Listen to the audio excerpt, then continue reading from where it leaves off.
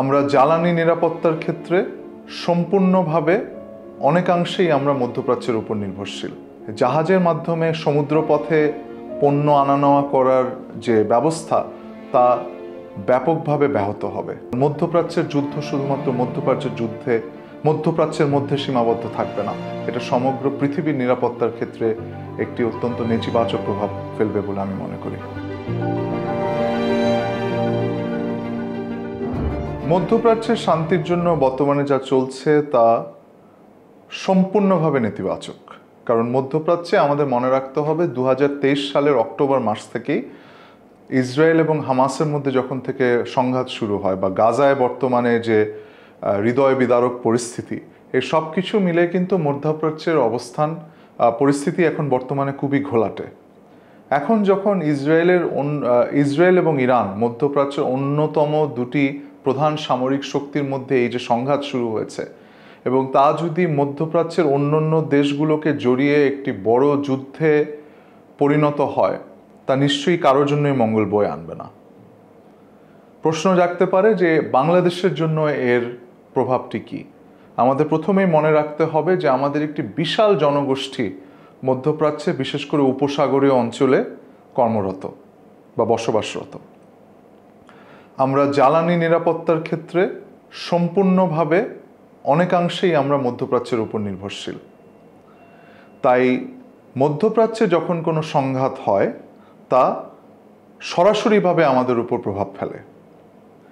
অনেকেই ভয় পাচ্ছেন, বিশ্বজুড়ে বিভিন্ন বিশেষজ্ঞরা, যে ইসরায়েল যদি এই হামলা অব্যাহত রাখে তাহলে রিট্যালিয়েশন হিসাবে ইরান হরমুজ প্রণালীকে বন্ধ করে দিতে পারে, এবং তার ফলে গ্লোবাল শিপিং বা জাহাজের মাধ্যমে সমুদ্রপথে পণ্য আনা নেওয়া করার যে ব্যবস্থা তা ব্যাপকভাবে ব্যাহত হবে। আমাদের অর্থনীতি ইতিমধ্যেই একটি নাজুক পরিস্থিতিতে আছে, আমরা চেষ্টা করছি এর থেকে উত্তরণ করার। এই মুহূর্তে যদি মধ্যপ্রাচ্যের সংঘাত হয়ে জ্বালানি তেলের দাম বৃদ্ধি পায়, গ্লোবাল শিপিং যদি ব্যাহত হয়, তা বাংলাদেশের অর্থনৈতিক নিরাপত্তার জন্য একটি বড় হুমকি হিসেবে আসবে। তাই আমাদের সরকার এবং আমাদের যে বিভিন্ন সংশ্লিষ্ট সংস্থাগুলো আছে, তাদের উচিত হবে এই মুহূর্তে মধ্যপ্রাচ্যের এই ক্রমপরিবর্তনশীল পরিস্থিতিকে পুঙ্খানুপুঙ্খভাবে বিশ্লেষণ করা এবং এটাকে মনিটর করা, এবং কিভাবে এর কারণে বাংলাদেশের উপর প্রভাব আসতে পারে সেটাকে বিশ্লেষণ করা।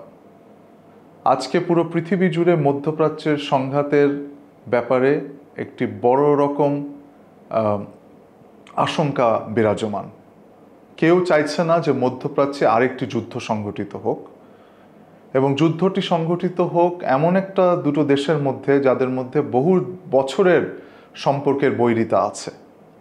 আরব দেশগুলোর জন্য, পরাশক্তিদের জন্য, সবার জন্যই এটা একটি বিশাল আশঙ্কার বিষয়। তবে আমি আবারও বলবো যে দক্ষিণ এশিয়ার পক্ষ থেকে, বাংলাদেশের পক্ষ থেকে তথা বিশ্ব সম্প্রদায়ের পক্ষ থেকে আমাদের সবার আশা হবে, আমাদের আকাঙ্ক্ষা হবে যে অতি শীঘ্র এই সংঘাত যাতে শেষ হয় এবং মধ্যপ্রাচ্যে যেন আবার শান্তি ফিরে আসে। কারণ মধ্যপ্রাচ্যের যুদ্ধ শুধুমাত্র মধ্যপ্রাচ্যের মধ্যে সীমাবদ্ধ থাকবে না, এটা সমগ্র পৃথিবীর নিরাপত্তার ক্ষেত্রে একটি অত্যন্ত নেতিবাচক প্রভাব ফেলবে বলে আমি মনে করি।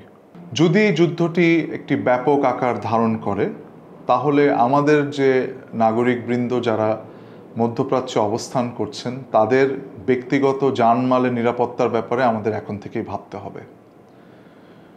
মধ্যপ্রাচ্যের ব্যাপারে আমি আগেও বলে এসেছি যে বাংলাদেশে আরও অনেক বেশি গবেষণা, বিশ্লেষণ এবং এর ব্যাপারে আলোচনা প্রয়োজন।